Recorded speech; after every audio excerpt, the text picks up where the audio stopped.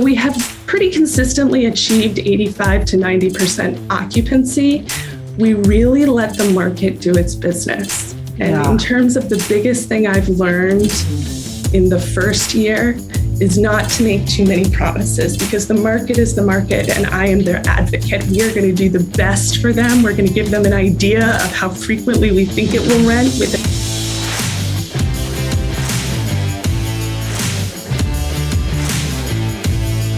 So the question is this: how do most agents find the secrets to succeed in today's competitive real estate market, especially when the top agents are keeping those secrets to themselves? That's the question, and this podcast will give you the answer. Hi, I'm Aaron Amuchastegui, and welcome to Real Estate Rockstars. All right, Stephanie Brackett here with Jessica Larsen on Real Estate Rockstars, another fabulous episode. Jessica, super excited to have you today. Looking forward to having an awesome conversation about short-term rentals. So, let's first of all, for those people who don't know what the short-term rental market is, why don't you go ahead and explain kind of what that is and what you specialize in? Sure. So here in Massachusetts, I get a really nice long window of 89 days. So in Massachusetts, a short-term rental is anything under 89 days, basically. Okay. Many people think of short-term rentals, especially here in real estate, as vacation rentals, but not all short-term rentals are vacation rentals. I do business here on Cape Cod, so the majority of my rentals are indeed vacation rentals, but we do go into a monthly flow. Okay. Awesome. And so this is kind of a newer niche in real estate, right? Short-term rentals became a thing probably 4 or 5 years ago with the introduction of Airbnb, kind of started the whole thing. Airbnb did start the whole thing. And a lot of people actually think of short-term rentals as Airbnbs. That's what they'll say. Well, I have an Airbnb. An Airbnb is one of these, it's called an online travel agency. There's a lot of them. They've been existing for about 10 years. They're well established in the marketplace. And they kind of go against everything that we learn in real estate school. We're always taught, go direct booking, save your fees, direct book, direct book, direct book. And that was a huge hurdle for me when I first jumped into short-term rentals because I had nothing. I started at zero and we had to build everything. So the concept of, you're going to need $5,000 to get a direct booking site, and you're going to need another couple grand to integrate this, and where you're going to get your property management system. It was a lot. So one of the things we tried to figure out how to do was, how do we utilize these OTAs? Airbnb is certainly one of them. Okay. So when you got your license, did you jump immediately into short-term rentals, or what led you down that path? Sure. So I actually credit my first broker with this. My first broker on Cape Cod had about 450 rentals. Wow. So I know he had quite an inventory. At the time, it was the most. He has since sold to Berkshire Hathaway, so they have that inventory. But I started in his rental department. So kind of alongside of having a real estate license and working as a commission person, I did the hourly answering the phones, daily grind of short-term rentals. And so I really got my base in that. Okay. At the time, I had also built a cleaning company to support my broker. So I was able to sort of take the changeover cleanings. There's some factors in short-term rentals that don't occur in other things. One of them is you need a cleaning partner. Yeah. So it was sort of easy to bounce this little cleaning company off of my broker's existing business. And that was how I got my footing in real estate. That's super cool. So you have this cleaning business that supports the short-term rental, and the short-term rental supports the cleaning business. That's you have an ancillary business. Interesting. And they both feed off each other, and you need them both. You need them both. One doesn't, they exist without each other, but they don't run really well without each other. Right. And actually, I would say that's the biggest hurdle to real estate agents getting involved in short-term rentals. The first thing they say, who's going to clean it? And that is where the concept of strategic partnerships come in. Not everybody needs to build a cleaning company. For me, that was something I wanted to do. I was able to monetize that, and we do all types of cleaning now. But for a lot of people, it looks like finding the right cleaning partner. Just finding a partner that can do it, and on the fly, hey, I've got someone vacating today. I need you in there now because someone's coming tonight. Yeah. And to take this one step further, I actually recently hooked up an agent at a different brokerage with the tech stack I use. So I use a channel distribution company called Jetstream. Okay. And she had brought me a listing, an oceanfront listing, and kind of said, I'm thinking about giving this away. What kind of a referral program do you have? And for the first time, I was able to look at another agent and say, well, what would it look like if you kept that? What if we anchored my cleaning company here on Cape Cod to your real estate business? And we gave you sort of a passive, short-term rental business in the background that we could then turn around and support. So in a way, I get to help on both sides. And I think that that's really, really cool. That's super cool. So tell me how many transactions did you do in the past 12 months or last year? Sure. So last year I did 5 residential sales. All of those are within my base of people who just come to me. I don't really go out advertising for that. We did 60 short-term rental bookings last year on 5 properties. Wow. So our goal for the first year, because anytime you're jumping into something, you want to grow, but you don't want to grow so quickly that you overwhelm yourself. Yep. So my business partner and I had said, let's take our client base and see if we can get 5 people to let us do their listing distribution. What would this look like? We turn around to Jetstream. We say, we've got these 5 properties, distribute them for us. And let's make sure that this system works before we turn it up to a degree that we're failing people. Right. And it just changed the dynamic of our whole business. We worked very closely with them for a year to figure out what kind of a tech stack our realtors going to need to support that system. So if I get a listing and suddenly I have a guest, how do I get that task management down to the cleaners without having to jump into the middle of it? Right. How do I make sure that guest is pre-screened, that they've got access codes? How can we get all of that into one nice flow? And that was really what I worked directly with the CEO at Jetstream. His name is Emmanuel Lavoie. He's a genius. And he just, every time I said, I need this, he went out and found it for me. Wow. And so that whole process, the whole platform, all the partnerships are now really what I want other agents to know. Just like MLS, you can be distributing a different kind of listing. Not all real estate is residential sales. There's short-term rentals, long-term rentals, commercial leasing. And there's all this opportunity to sort of diversify what you're doing, and that helps you, but it also helps your clients. Because in the example of my new partner on Cape Cod, Sarah Rock, her client said to her, I want you to manage this listing. I don't want a referral somewhere else. You're my gal. And that's the magic, right? Right. Yeah. And she's like, crap, I don't know how to do this. Right. She's like, help, I need help. That's exactly right. Help I need. And my crew is actually cleaning her oceanfront house today. Okay. And we're hoping her first listing will be live in a few weeks. That's awesome. So how many times are you turning these on average? So if you have 5 listings and you rented 65, how many? How long are they staying for? Great question. So in a lot of long-established leisure communities like mine, there are some social norms. So for example, most bookings in our high season, July and August, have a 7-day minimum. Okay. What I quickly discovered and thought was so bizarre, and that there had to be a way to overcome this, was how many agencies close their houses down. The owners just, September gets here and boop, they're done, and the houses are closed. And it's unbelievable because there is this opportunity for shoulder rentals, and many offices will dabble. They'll go, okay, let's do a 5-day minimum, or let's do a 3-day minimum. Okay. And last year, 1 out of every 5 stays on Airbnb, according to their CEO, was over 30 days.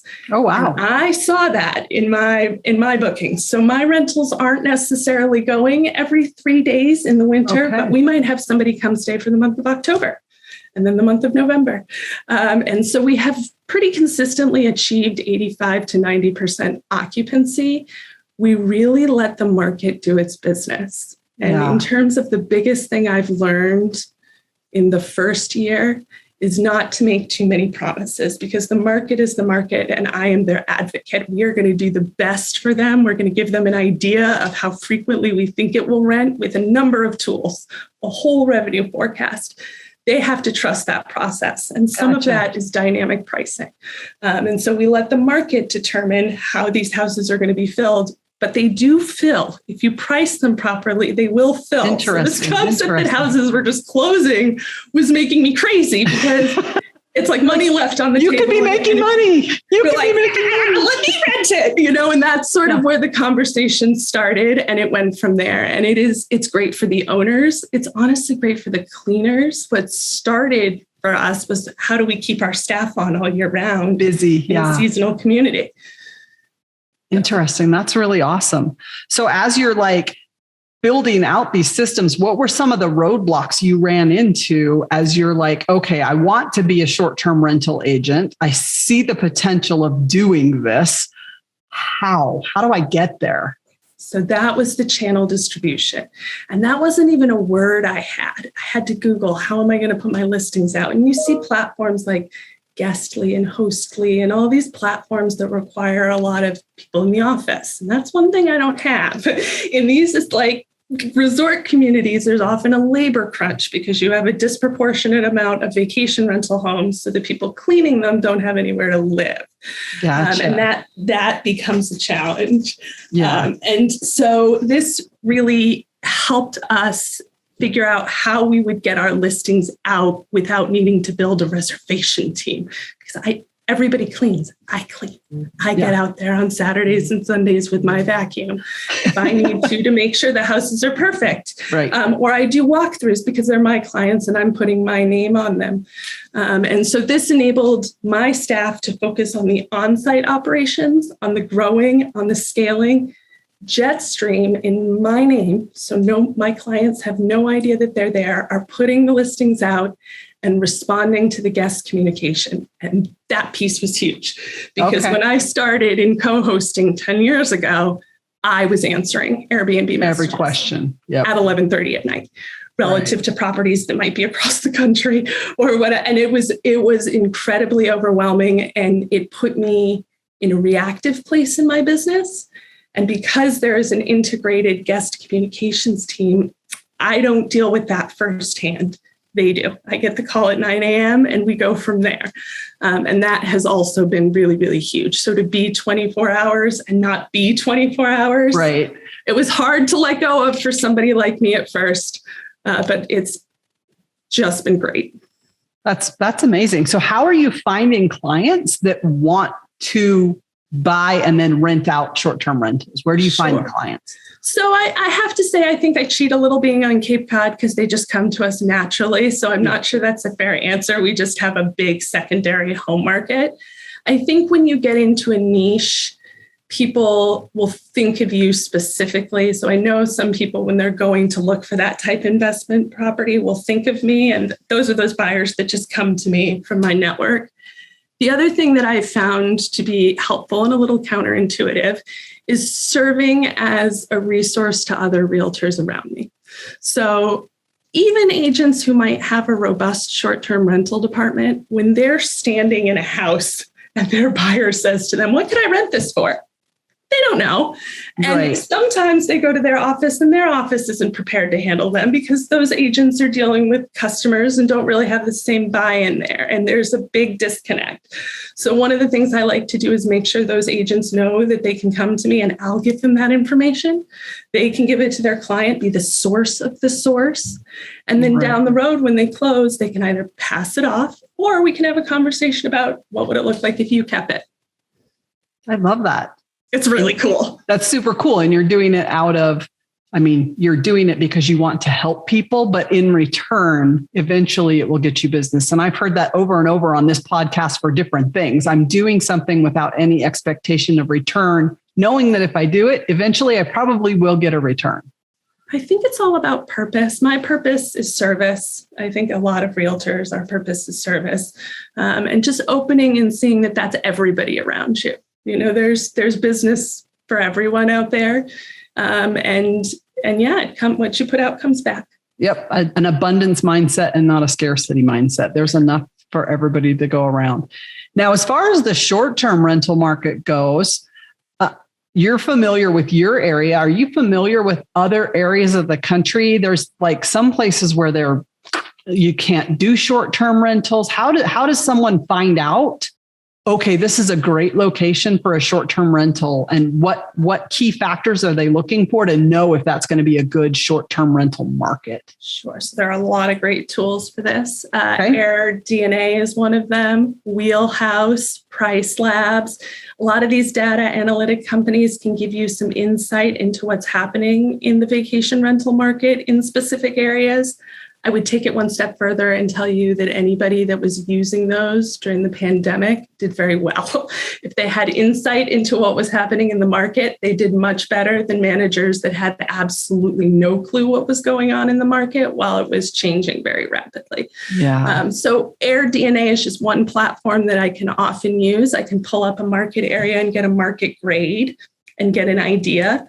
In Massachusetts, I'm very familiar with our short-term rental laws. Right. So part of that is working with a broker or being somebody, a property manager that is very familiar with both your state and your local laws, because they vary widely. Yes. And that's just what it is. Unfortunately, you've got to know the area where you're doing business. And we can help people kind of figure, most people know where they want to be. Every once in a while, I get a buyer who will say, give me 5 A+ areas and let's keep our eyes peeled. But a lot of these buyers come because they really want to buy the second home they're going to retire in someday. Right. They're doing it for them. They're doing it for them. And they're thinking, okay, in the meantime, I'll rent it out short term. I did that last weekend. We were at my daughter's house. She moved to Boise. It's 4 hours away. That's where my grandkids are. There's a house like literally right next door to her. And I'm thinking, I should just buy this house. She could clean it in between. She lives right next door. But those were all the thoughts going through my head, is who's going to clean it? Who's going to make sure it's stocked? All the things that run through your head when you're thinking, oh, I'll just buy it as a short-term rental. On the back end, there's like 87 million things that actually have to get taken care of in order to do that. You wouldn't believe how many really amazing businesses have cropped up. Even in terms of amenities, we now use a company that has automated amenities. I mean, it's an amazing time to be in short-term rentals. And it's funny because I think the pandemic actually really pushed that thing, like skyrocketed it, because people were like, I need a vacation, but I have to stay in my house I don't want to go to a hotel. I want somewhere where my family and I can just go hang out and be comfy. So they went online and found an Airbnb that had a pool and all the fun stuff to stay inside. Yeah. On the flip side of that, I see a lot of people that maybe bought a house during the pandemic. So we saw people that left Boston, that came to the Cape. Barnstable County, where I am, according to the New York Times, was the 4th most moved to destination during the great COVID shift. Oh, fascinating. Huge pressure on our housing market. But again, a lot of those people are going back to work. So I put 3 onboarding in my pipeline this week. Those are great numbers for this time of the year, because they've basically missed the summer, and it's just people kind of going back into what might have been pre-COVID normal life. And now they're renting out the place they bought so that they can keep it. So it's a great alternative. Perfect. Well, that's amazing. So tell me about how do you keep yourself organized as you're doing all of these things? You're running 2 different businesses, basically a cleaning business and a short-term rental business, 2 separate but combined businesses. How do you keep yourself on track? So I am a wicked time blocker. My favorite app is my calendar app. Every day I brain dump all of the things I need to do, and I check them off and I time block them. And that is really pretty much the key to success. Long ago, when I got into real estate, one of the old birds in the office said, never take anything home with you. Clear your desk every day. And he was totally right. I mean, just because little itty bitty things in real estate will eat at you the next day, because it just sort of aggregates and gets stressful. So for me, I like a clean to-do list at the beginning of the day. I like to know exactly where I'm going to do everything and check it off as I go. And don't let anything get away from me. If it's scary to do, I do it first. Hey, real estate rock stars. This is Aaron Muchastegi, and I'm interrupting myself to bring you this commercial break from one of our sponsors. There's somebody I've been looking at for a long time, and when they reached out to me, I said, yes, we have to be able to do this deal. So that sponsor is Follow Up Boss. There's a lot of superstars out there that use Follow Up Boss. What's your favorite CRM? We're using Follow Up Boss. We use Follow Up Boss. So we use Follow Up Boss. I love Follow Up Boss. I love it. We have action plans now for bringing on new agents. We have action plans for our recruiting. We call them action plans in Follow Up Boss, which will trigger tasks for the agents to do as far as calling. Follow Up Boss I like more for the integrations with everything, MailChimp, Call Action, all those different products. I will say we used Sync and we switched from Sync to Follow Up Boss. Honestly, the greatest CRM I've ever used. I've used Brivity, Sync. I've looked at Boomtown, like Real Geeks, just a bunch of different ones. But me personally, I fell in love with Fub about like 7 months ago when I first started using it. I've used Boomtown. I've used Line Desk. I've used Conversion. And I think Follow Up Boss gives you the most integrations that are simple, and it gives you the best ability to go and integrate large things into one single solitary platform, yet at the same time, it's still affordable. I do like Follow Up Boss better just because you can text from the app and things like that. It's just a little more convenient for me. It tracks everything that I need. I can customize it if I want. If I want to go smart list based, that's fine. If I want to go task based, it's fine. I think it's one of the best systems and it's very user friendly.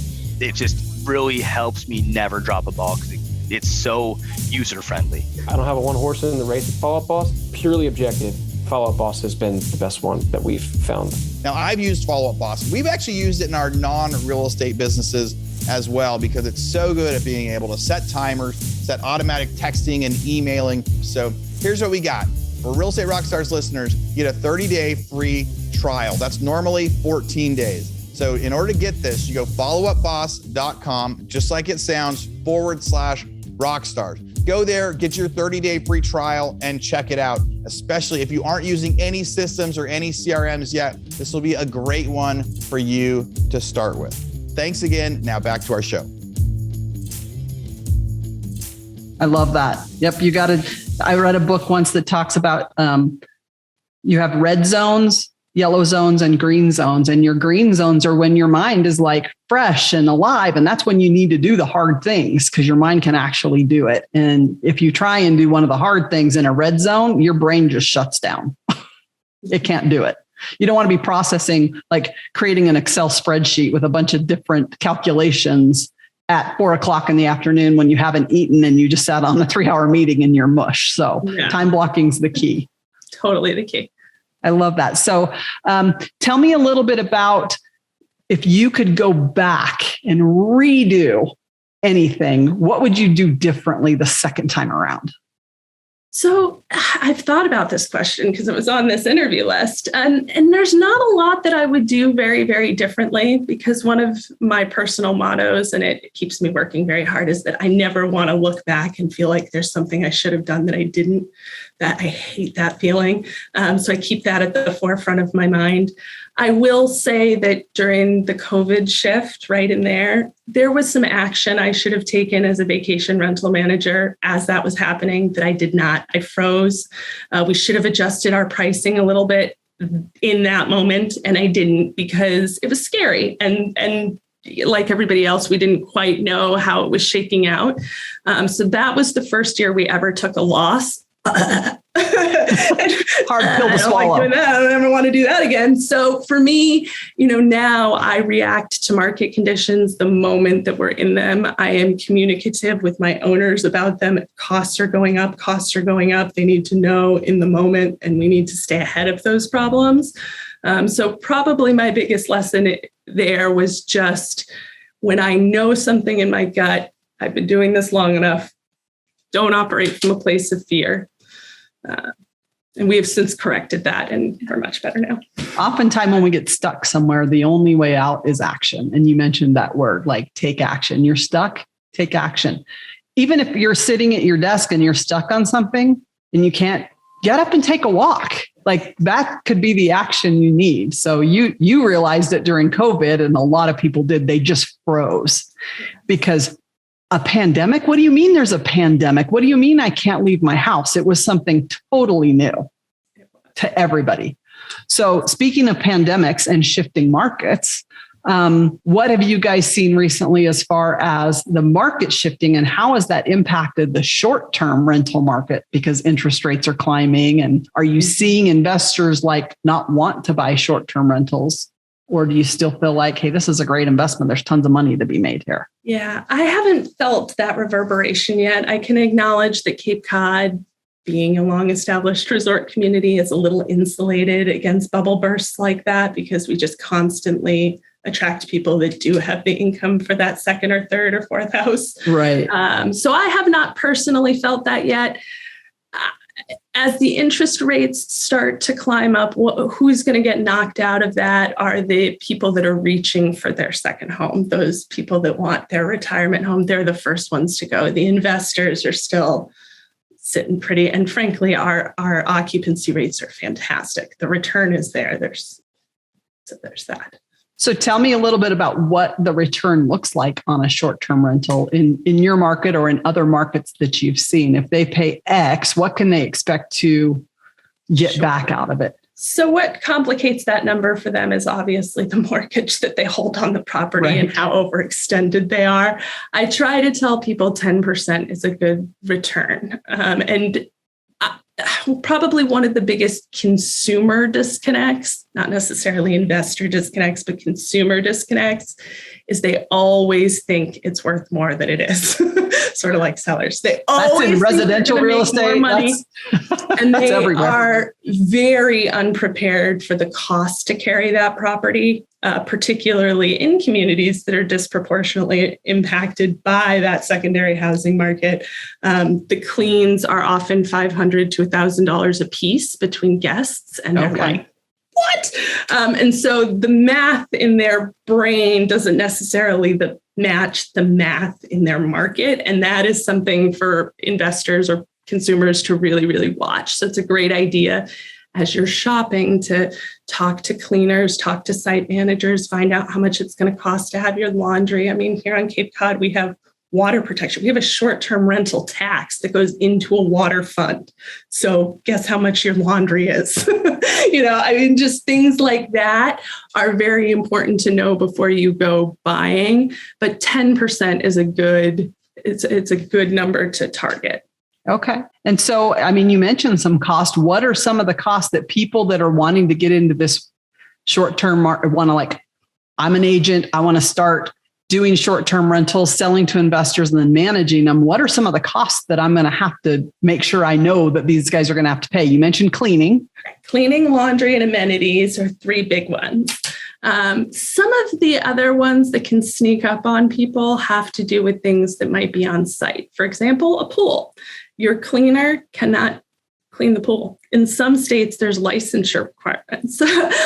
So you start talking about things like that. Or if you've got certain components of the house that cannot be managed by the cleaner, sometimes the insurance company will require that a home watch company watch the property as well.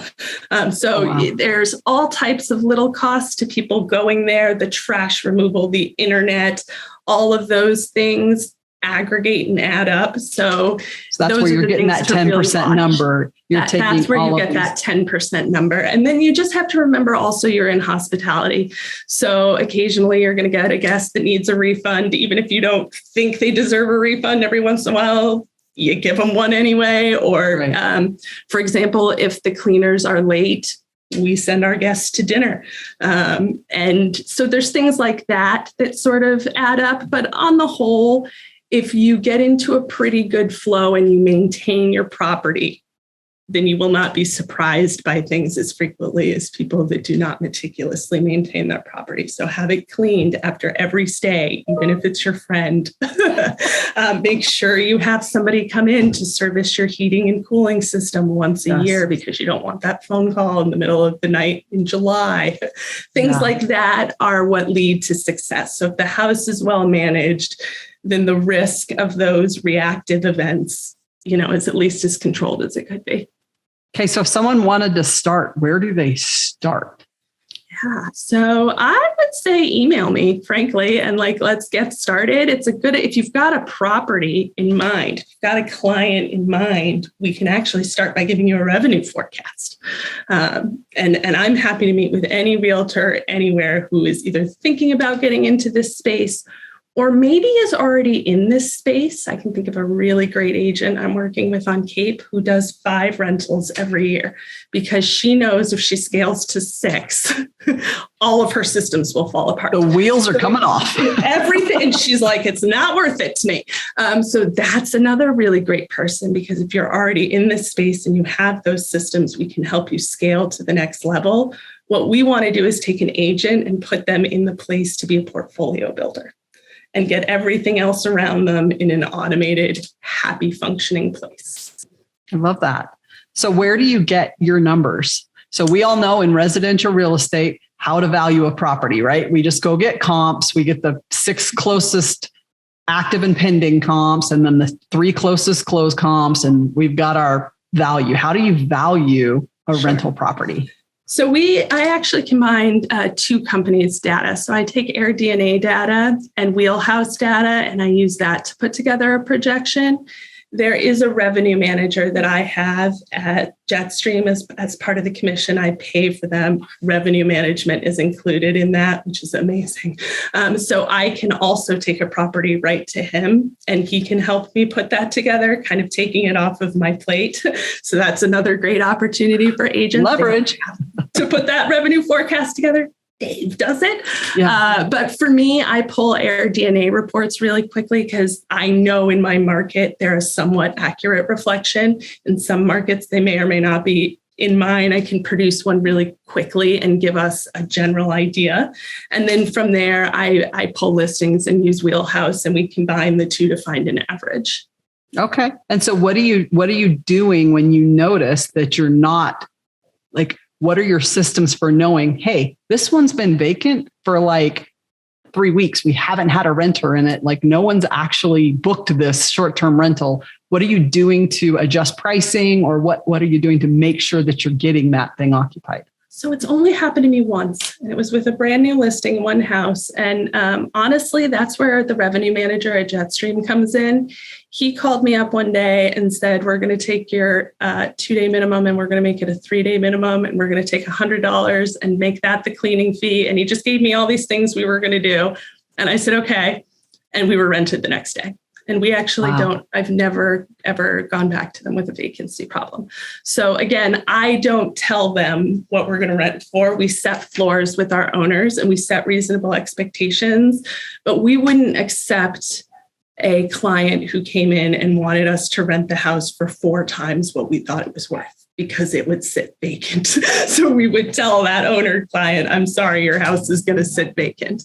The key is really to find the magic pricing spot and then let the revenue team do their thing and keep it occupied. And we've never had a problem. And that parallels residential real estate, right? When you take a listing that you know is overpriced, you just have to have that conversation. Look, I'll price it at this, but in 7 days, I'm calling you. If we don't have an offer, we're reducing the price. And then in 7 more days, I'm calling you again. It's the same thing. I mean, that setting expectations ensures that you can deliver on what you said you're going to do. The last thing you want to do is not deliver on what you said you were going to do. So if you could offer one piece of advice to people wanting to do this, what would your advice be to them? So my advice would be to do it and to find the tech stack. I am of the firm belief as a realtor, if real estate agents do not start embracing short-term rental technology, the owners will go direct. The investors will go direct, and we will completely fall out of relevancy here. I believe that in my heart. So I would say if you talk to a travel agent, right? Yeah, that's what I mean, Yeah. And so I think as realtors, we sometimes fear tech because it's very market disruptive. And we're kind of afraid that tech might be after our listings. And in this particular case, Jetstream as a channel manager is not looking for listings. They're looking to help agents take listings. And that's very different than other channel managers who essentially are property managers. So I would say build that business. If you've got a client who wants to work with you, find a way to work with them. That's awesome. And you want to keep the client. I mean, the client's your client. You bought and sold property with them. They're your client. You want to keep them close. That's exactly right. Once Emmanuel at Jetstream told me that realtors were like little independent marketplaces ourselves. And it's kind of true because we sort of, we sell the house, we rent the house. It says right in my contract, if they're going to sell it while we're renting it, they have to sell it with us because we can't manage the showings and the turnover in 5 hours if we don't manage it. And so it really does enable you to keep that relationship, and it's a win-win for everybody. This will always be a relationship-based business. There is not a tech in the world that can replace what I do. It can only make me glow more. That's awesome. And they're going to have repeat clients because you know what? These people are going to buy more properties. They're going to see the revenue they're making from this one and think, I should pick up another one of these. Yes. I should do another one. All right. So one last question before we wrap up. What is your personal plan for buying short-term rentals to be an owner of short-term rentals and not just a manager of them? Yeah, so that's our goal someday. That is definitely our goal, is to get into buying short-term rentals. I've got a kid going to college this year, 2 more in the pipeline. What I can say is when I do start, I'm going to start small. I see a lot of people telling, I'm going to buy this big beach house or 4 bedrooms. I will probably start with a 1 or 2 bedroom. Those are the ones that make us the most money. They're the easiest turnovers. They occupy the best in the winter. So our day will come. We will probably pick up a little 2-bed, 1-bath unit somewhere and get started, just like everybody else. There's also a good amount of agents that do something called arbitraging, which maybe you've heard of, but essentially they put properties under lease and then sublet them. I have seen that. A little more challenging in an area like mine with the regulation existing how it does. But the concept of that and how many different ways there are to manage short-term rentals, it's endless. That's awesome. Well, this has been super informative. I know there's agents out there that have thought about it.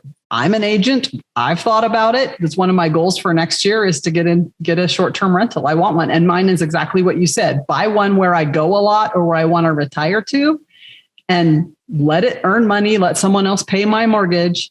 I don't want a long-term rental. I'd rather do short terms. I think they're probably more lucrative and easier. I don't have someone tearing up it's getting cleaned every 3 days. Like, let's be honest, a long-term rental, who knows how often they're cleaning the house. It is less wear and tear for sure on the house. The maintenance is much easier when we're in there routinely. Yep. Awesome. So that's great information. So any agents looking to get into it, they can reach out to you. Ask questions. You can maybe give them a few pointers, get them in the right direction. Yeah, I'm Jessica at CapeCodsSquad.com. And I actually keep a Calendly at bookwithjessica.com. And my Zooms are free because I can talk short-term rentals all day. So my first consultation about where you're doing business and where you want to go is always complimentary. I love to connect with people and hear how they're doing this crazy short-term rental thing. That's awesome. So reach out if you need anything from Jessica. She's happy to kind of push you along and help you on your way. Thanks so much. Thank you. All right, real estate rock stars. This is Aaron Muchastegui jumping in again to thank you for listening to the show. Hopefully you guys loved listening to that one. And I want to make sure that you know about all of the extra resources that we have. And also, we need your help. They say podcasts are free. You get to listen to podcasts for free. But what is the cost of that podcast? I would say if I could beg you to pay anything for that podcast, I would say the cost of the podcast is going and giving a review. So whether you download it on Google or Apple or YouTube or anywhere else, please go give us a review. Say what you liked, what you didn't like. It helps us get better guests. The more reviews, the higher we get in the rankings. Right now, we are the biggest podcast out there for real estate agents, and we want to keep that spot because we know there's lots of podcasts out there. So go give us a review. Also, be sure to go to hibandigital.com. If you liked any of the resources that those real estate agents talked about, we've got a huge video vault of those resources for free. Every penny that comes on the podcast that we interview, they give us something that helps them get their deals or helps them work with their clients. And we put that in the toolbox in our vault for you. So go to hibandigital.com and you can get it. If you're looking for real estate education, go to rebusuniversity.com. We have all sorts of courses in there to help agents succeed in real estate. How to get the listing, how to negotiate deals, how to become an investor, all sorts of different stuff, rebusuniversity.com. And if you want to chat with me, go find me on Instagram. And if you come find me on Instagram, you can send me messages. Tell me what you want to hear. Tell me what you liked, what you didn't like. We try to put a bunch of content out there too. You can find me in 2 different places. It's at rerockstars.com for our Real Estate Rockstars page, or at aaronamuchastegui.com for my personal Instagram page, where I can chat with you about all sorts of different things. Thanks for listening. We'll see you again soon.